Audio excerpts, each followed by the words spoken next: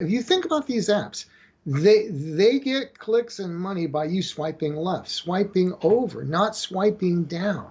I mean, it's set up for their benefit. It's not the greatest setup. And we know from research that the longer the list, the less it predicts a lasting relationship. Did you push record?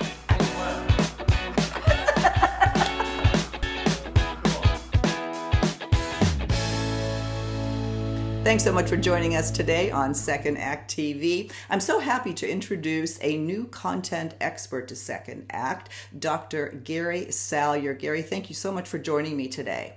Thank you, Silka.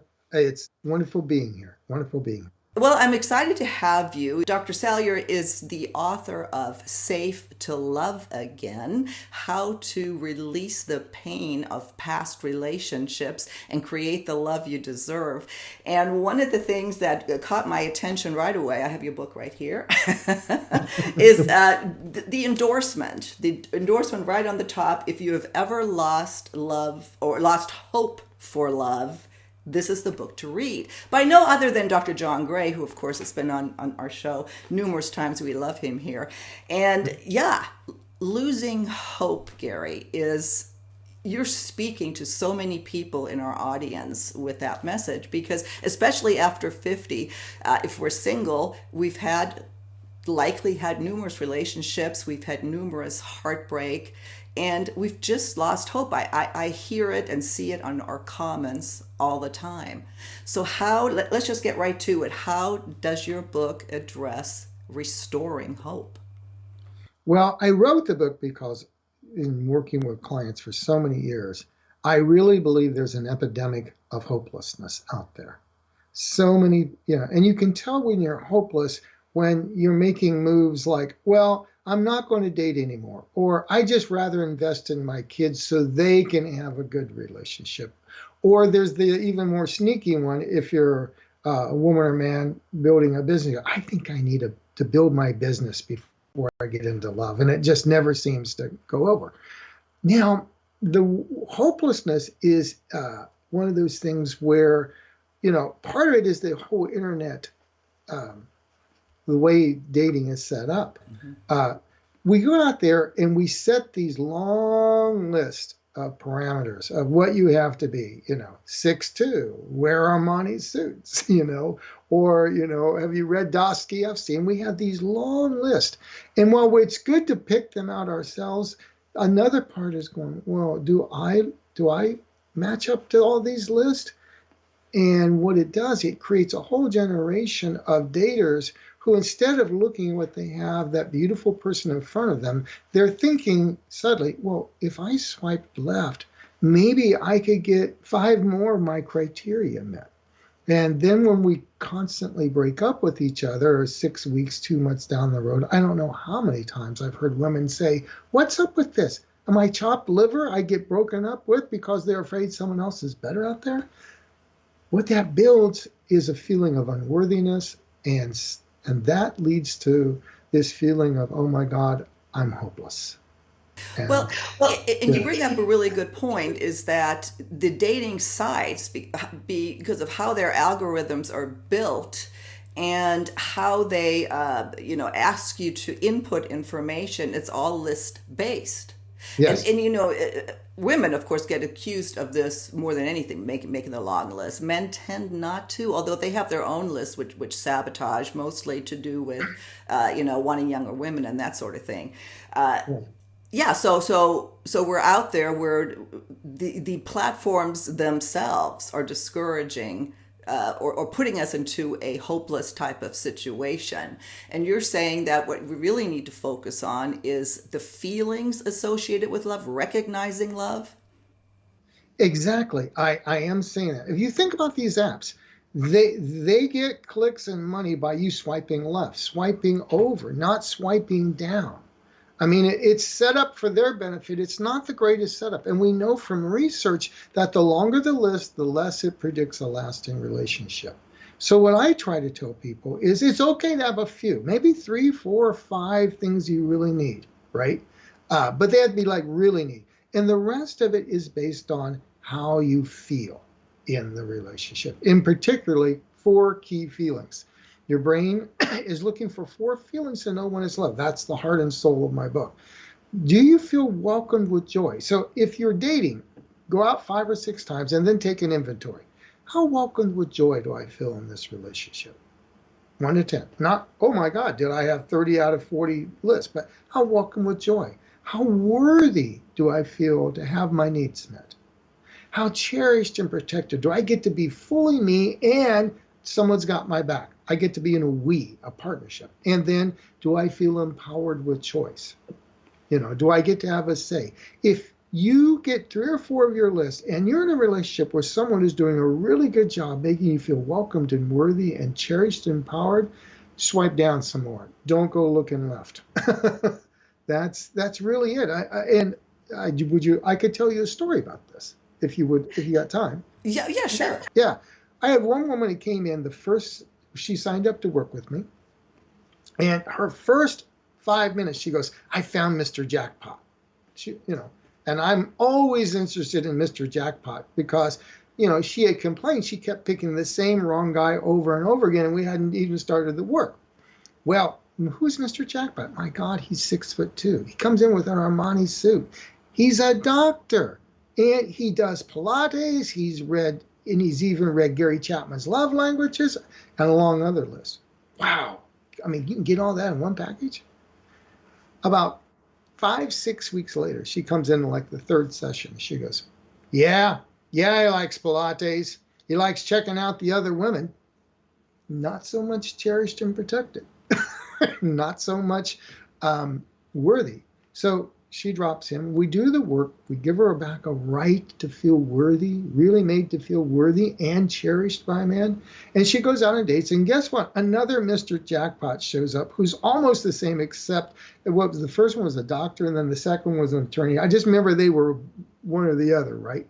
And she goes out with this guy that's about 20 pounds overweight. He comes in a Hawaiian shirt. He's got a job in IT, but a pretty good guy.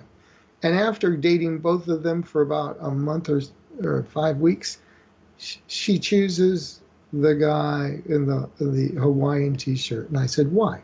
And her words were, he made me feel like a queen. That's what welcomed, worthy, cherished, and empowered makes you feel like. Now that's way better. Now, if you're using those feelings, you're not going down rabbit holes so much. You're not staying in relationships and making excuses for guys or women that you're dating. What you're doing is you're living in real time with your brain's natural GPS for love. And if you do that, you stop picking the wrong one, staying in bad relationships, and hope suddenly shows up in a lot different way. Yeah. So really, it's about changing our criteria. That is such a hard thing to get in our head. We've talked about this on other shows too, is how do you get past what you think you want on these lists and recognize love and go with your feelings. Now that's kind of a hard thing to do though, also online, right? I mean, how do you translate that while you're online? Yeah, well, I think you don't translate it online. I think dating apps are just introductory apps. Right. Good point. And it can lead us into thinking that the longer the list, the more we can match people specifically. But I mean, they've done research in the last 10 years, and they see that the longer the list based on compatibility, the more likely there is the feeling of dissatisfaction. Interesting. And what most people complain about, and there's couples research for this, is that 70% of both men and women who are in successful relationships, they all say the same thing. It's the quality of the marital relationship. Now that starts at about the 5th date. So what you're looking for is the quality of the feelings, as I define it, versus all these wish lists where we feel like we're a kid at Christmas. Now, I mean, there was a scene from Bruce Almighty that always told me something about human what. There's the scene where Bruce Almighty he's got the powers of God, and he has to answer prayers, and he gives everybody a yes. And then there's rioting and looting and, anything but heaven breaks out, right? And then he's talking to Morgan Freeman, who's playing God. He says, but I gave them what they want. And Morgan says, since when do people have a clue about what they really want and need? That's the problem with compatibility list. We don't need as much as we think, and some of the things that we need, we aren't even on there, like the feelings of feeling loved. If we let that, it brings us down loopholes and down rabbit holes, and then we start choosing poorly, and then we get hopeless because we're not following our brain's natural GPS, which are these four feelings. If we follow our natural GPS, we don't go down south when we wanted to go north. So somebody listening who is in that situation, they have lost hope. And I see it all the time. It's like, I'm just done with dating. I'm done. What do you tell them then? What can they do today after watching this video to maybe restore hope? Yeah. Well, there's the other thing too, is that our brains are set up to pick for certain people from early on. I talk about that. And say early on in life or in another relationship later in life, you were not given the feeling of worthy. You feel unworthy. And the strange thing about your brain is it will only choose what it thinks it has the rights for or what it's familiar with. So your brain starts looking for people that are familiar, that it has survived in the past. So it finds someone who treats you unworthy again.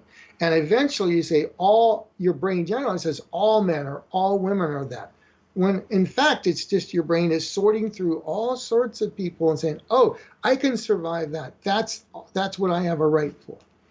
Now, if you can go back and find that, what I call a missing right, and you can restore that the feeling, and they feel worthy.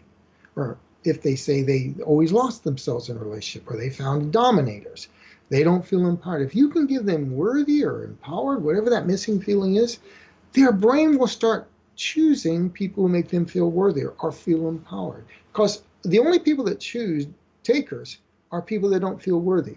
The only people that choose dominators are people that don't feel empowered. Empowered people don't lose themselves in relationships. Worthy people know they have a right to have their needs met. So the deeper part of this is to learn to trust your own picker that gets kind of muddied in the water by these compatibility lists, is to restore these feelings so you truly feel I have a right to be welcomed and worthy and cherished and empowered. And when you can feel that, not just up in your head thinking about it, but back here in your brain and in your body and soul, your brain automatically doesn't take any more BS, doesn't stay in BS, starts picking and choosing differently. And suddenly the world looks like a whole different place. Well, you certainly go into depth in all of this in your book, Safe to Love Again. I'm going to link to that. And you brought up a great point just now, and I want to dedicate a whole other segment to that. And that is the whole idea of, you've taken attachment theory, I think, a bit to the next level. But I think it's an important part to understand is how we attach, and then what you've added, if you will, to attachment theory to make that work for us. So thank you so much for joining us. Is there anything else you want to add on this segment before we sign off? No, the only thing is, if you are feeling hopeless out there, just know that sometimes your brain would rather delete all of the good people out there and any possibility so you don't get hurt again. Hopeless is a way of protecting. It's the way your brain protects you from future hurt, but it can be adjusted. Real hope is there. You just have to do some tweaks in your system. Well, and on that note, Gary, let's come back and I'll see you on our next segment on Second Act TV. Thank you.